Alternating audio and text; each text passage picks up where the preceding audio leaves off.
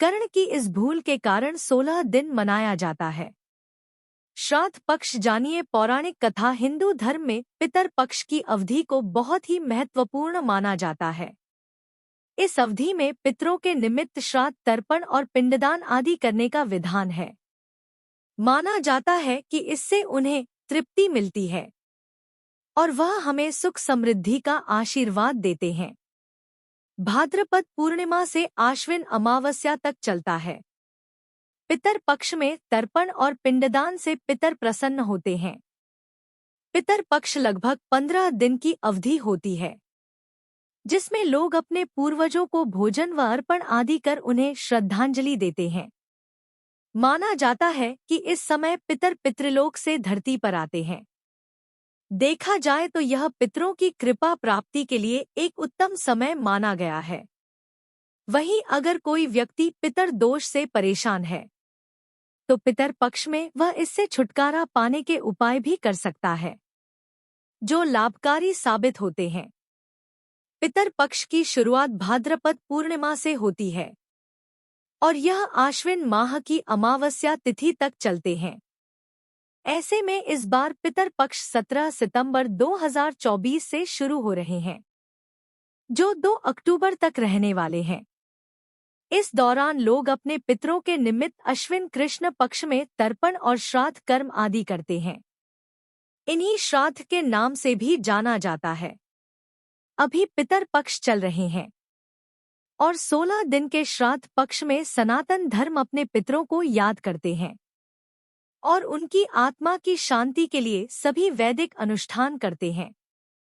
लेकिन बहुत कम लोग जानते हैं कि 16 दिन का पितृपक्ष दानवीर कर्ण की एक भूल के कारण मनाया जाता है और कर्ण के कारण ही पितृपक्ष मनाने की परंपरा शुरू हुई थी। आइए जानते हैं इसके पीछे क्या है। धार्मिक मान्यता पुराणों के मुताबिक पितृपक्ष में दान पुण्य का विशेष विधान होता है और इसका फल जीवात्मा को स्वर्ग लोक में प्राप्त होता है। महाभारत के अनुसार सबसे पहले महातपस्वी अत्रि ने महर्षि निवि को श्राद्ध के बारे में उपदेश दिया था।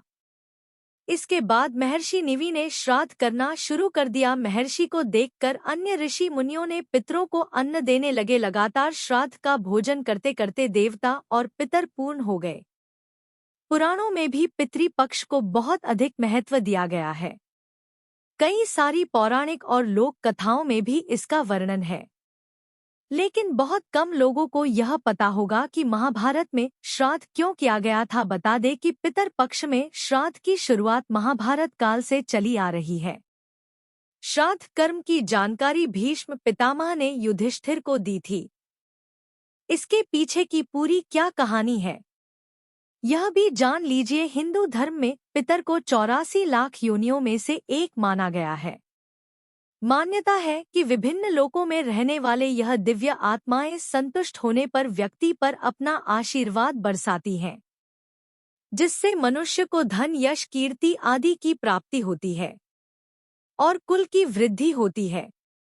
इस तरह से देखें तो पितृपक्ष के दौरान किया जाने वाला श्राद्ध पूर्वजों के प्रति अपनी श्रद्धा और कृतज्ञता को व्यक्त करने का माध्यम है, जिससे प्रसन्न होकर पितर सुख समृद्धि प्रदान करते हैं।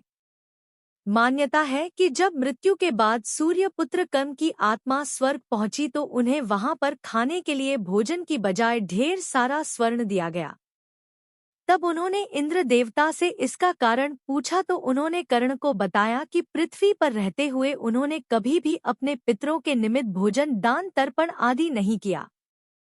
तब कर्ण ने जवाब दिया कि उन्हें अपने पूर्वजों के बारे में कुछ भी ज्ञात ना था, इसलिए अनजाने में उनसे यह भूल हुई। दानवीर कर्ण अपनी दानवीरता के लिए जाने जाते थे और जीवन भर उन्होंने गरीब और जरूरतमंदों को धन और स्वर्ण का दान किया। अपने दर पर आने वाले किसी भी व्यक्ति को उन्होंने बगैर धन दिए लौटने नहीं दिया। लेकिन कर्ण ने अपने जीवन काल में अन्न दान नहीं किया। अंतिम समय में जब कर्ण ने मृत्यु लोक छोड़ा और स्वर्ग पहुंचे तो खूब सोना दिया गया और खाने के लिए कुछ भी नहीं दिया गया। कर्ण ने जब भगवान इंद्र से इसका कारण पूछा तो देवराज इंद्र ने बताया कि उन्होंने जीवन भर सोना ही दान किया है और पितरों की आत्मा की शांति के लिए कभी भी अन्य दान नहीं किया, इसलिए उन्हें अन्न नहीं दिया गया। तब कर्ण ने इस बात को लेकर अनभिज्ञता जाहिर करते हुए कहा कि मुझे अन्नदान के महत्व की जानकारी नहीं थी। कर्ण को जब अपनी गलती का एहसास हुआ तो उन्हें अपनी गलती सुधारने के लिए एक बार 16 दिन के लिए धरती पर भेजा गया था।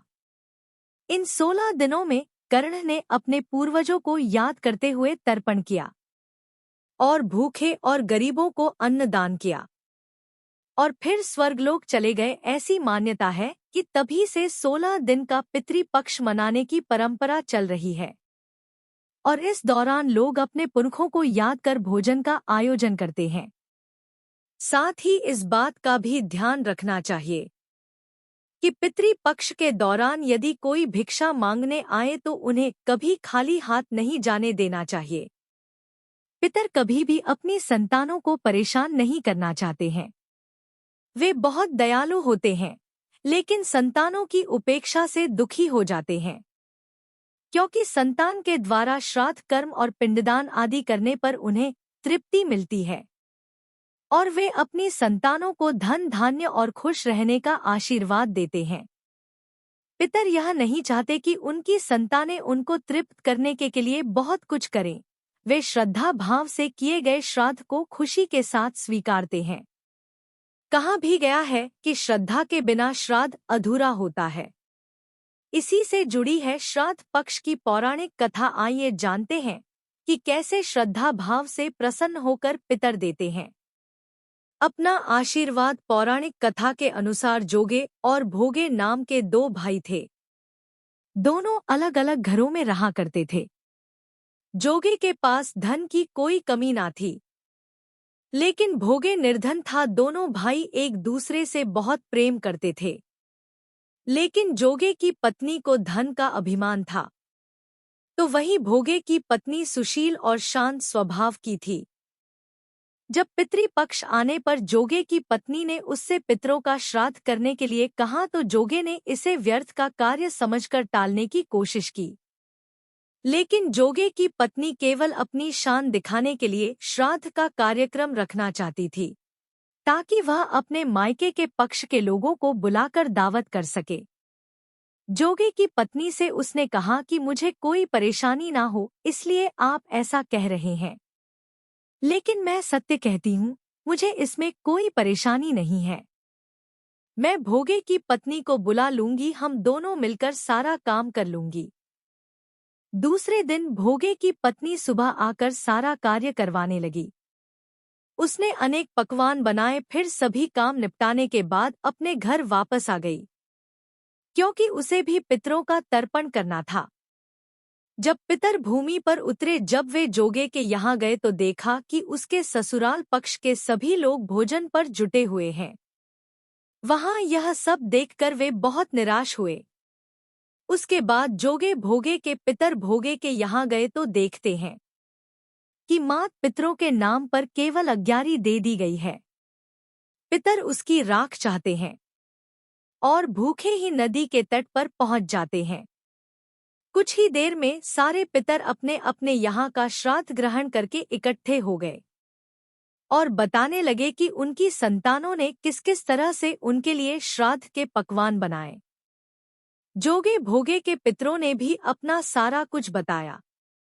उन्होंने सोचा कि अगर भोगे निर्धन ना होता और श्राद्ध करने में समर्थ होता तो शायद उन्हें भूखा वापस नहीं आने पड़ता, क्योंकि भोगे के घर में तो खाने के लिए भी 2 जून की रोटी नहीं थी।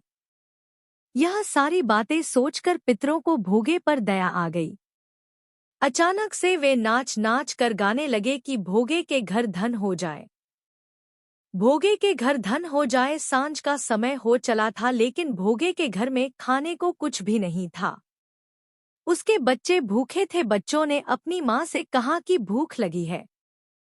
तब उन्हें टालने के लिए गुस्से से गरज कर भोगे की पत्नी ने कहा कि जाओ, आंगन में हौदी औरी रखी है, उसे जाकर खोल लो, उसमें जो भी मिल जाए आपस में बांट कर खा लेना।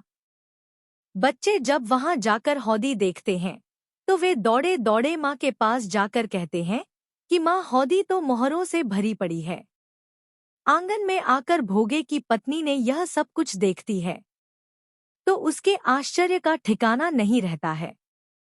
इस तरह पितरों के आशीर्वाद से भोगे भी धन धान्य से परिपूर्ण हो जाते हैं। लेकिन वह इस बात का बिल्कुल अहंकार नहीं है और अगले बरस पूरी श्रद्धा के साथ भोगे एवं उसकी पत्नी अपने पितरों का श्राद्ध करते हैं। भोगी की पत्नी पितरों के लिए 56 प्रकार के व्यंजन तैयार करती है। वे दोनों ब्राह्मणों को भोजन कराते हैं। अपने जेठ जेठानी को बुलाकर सम्मान के साथ सोने और चांदी के बर्तनों में भोजन कराते हैं। इससे उनके पितर बहुत प्रसन्न होते हैं। जय श्री कृष्ण।